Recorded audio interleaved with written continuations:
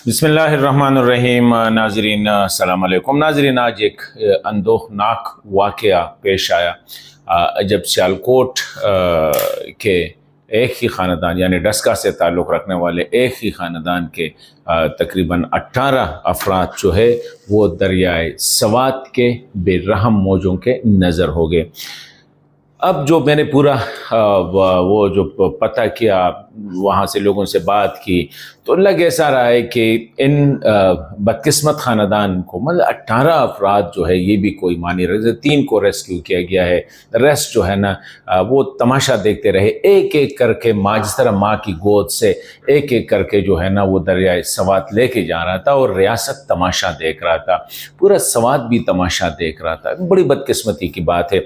तो मैं इस नतीजे पे पहुंचा कि ये जो बदकिस्मत ख़ानदान है इसको दरियाए सवात ने नहीं बल्कि रियासत ने डबो दिया।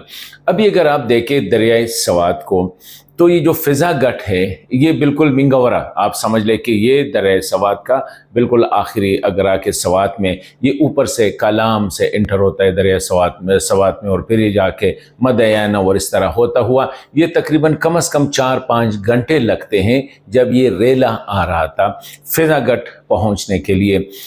इतनी हमारी नालायकी है रियासत की, रियासती इदारों की, कि किसी को ये पता नहीं था कि ये रेला जब कालाम एंटर हुआ या कालाम से होता हुआ 2-3 घंटे 4 घंटे के बाद ये मदयन पहुंचा, मदयन से फिर लेके 2-3-4 घंटे के बाद जो है इसने मिंगवरा यानी फ़िज़ा गट पहुंचना था। तो किसी ने कोई अलर्ट जारी नहीं किया, रियासत कहाँ पे थी? तो मैं समझता हूँ कि इन अफराद का मुकदमा जो है वो रियासत के ख़िलाफ़ दर्ज होना चाहिए, सूबाई हुकूमत के ख़िलाफ़ दर्ज होना चाहिए।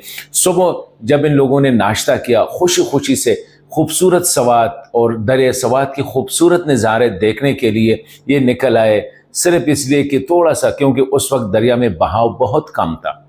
मतलब है कि ये अनएक्सपेक्टेड, तो अनएक्सपेक्टेड ये तो नहीं है कि सारा जो पानी है वो फ़िज़ा गट में ही निकल आया।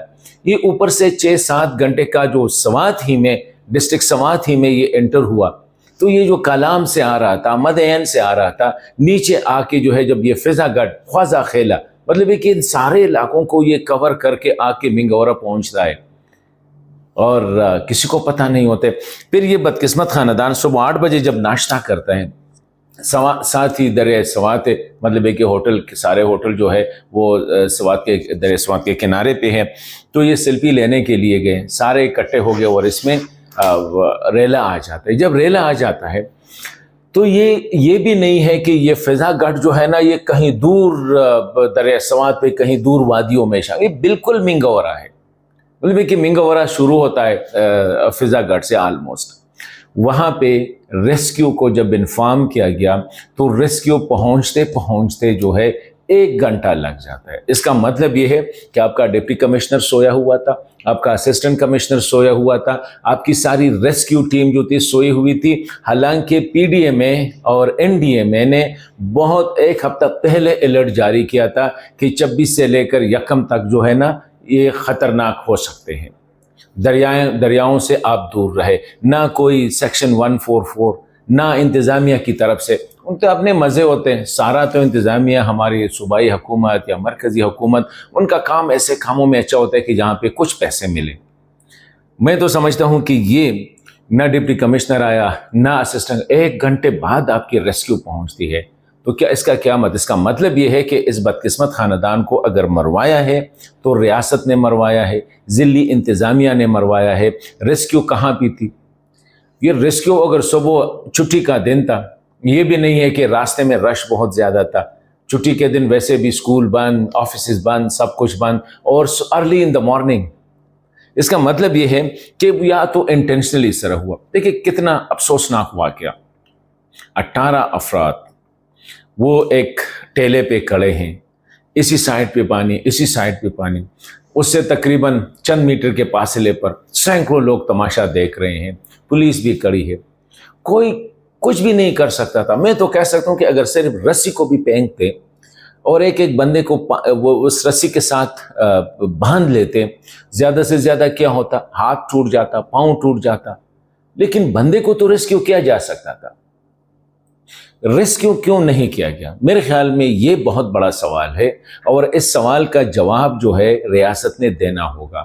12 سال سے پاکستان تحریک انصاف کی حکومت ہے، 5 سال جو ہے نا سوات ضلع سوات سے آپ کے چیف منسٹرز تھے، تو اتنا بھی نہیں ہے کہ دریا کے ساتھ جو ہے کوئی حفاظتی پشتیں بنائیں، اتنا بھی نہیں ہے کہ کوئی اس طرح ارینجمنٹ کرے کہ کسی نہ کسی طرح جو ہے عام لوگوں کو دریا سے دور رکھے، اتنا بھی نہیں کیا ہے کہ جب این ڈی ایم اے نے انسٹرکشن ایشو کیے ہیں، پی ڈی ایم اے نے، پروونشل ڈیزاسٹر مینجمنٹ نے، کہ حالات خراب ہے، تو ضلعی انتظامیہ کہاں تھی؟ میں سمجھتا ہوں کہ اس واقعے کی جو ایف آئی آر ہے وہ دریا سوات پہ نہیں کٹنی چاہیے۔ ابھی ہم بہت زیادہ، اسسٹنٹ کمشنر کہتے ہیں ہم نے وارننگ دی تھی۔ وارننگ کیا ہوتی ہے؟ Where were your police? جب آپ کو پتہ تھا کہ ڈیزاسٹرز از ایکسپیکٹڈ، کہاں پہ تھی آپ کی ریسکیو؟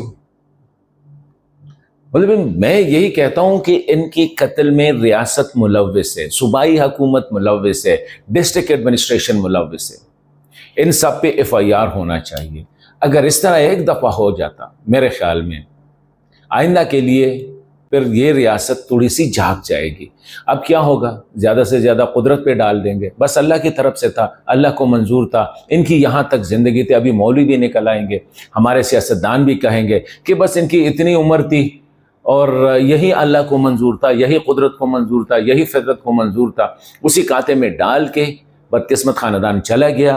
آپ کے وزیر مزے کریں گے، آپ کے مشیر مزے کریں گے، آپ کا چیف منسٹر، آپ کا ڈی سی، آپ کا اے سی، آپ کا پولیس، آپ کا ریسکیو، وہی دوبارہ یہ قصے ہوں گے۔ تو میں سمجھتا ہوں کہ بہت دل جو ہے دکھتا ہے اور اس خاندان پہ، اور میں سمجھتا ہوں کہ یہ خیبر پختونخوا کے لیے اور حکومت کے لیے اور سوات کے عوام کے لیے بھی، سوات کے ڈسٹرکٹ ایڈمنسٹریشن کے لیے بھی انتہائی افسوسناک اور شرم کی بات ہے کہ 4-5 گھنٹے جب یہ ریلا سوات ہی میں آ رہا تھا تو نیچے لوگوں کو کیوں انفارم نہیں کیا گیا؟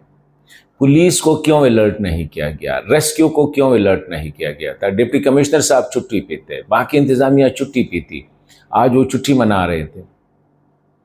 اس سے ہماری نالائکی کا اور ریاست کی لوگوں کی زندگیوں میں عدم دلچسپی کی یہ حالت ہے۔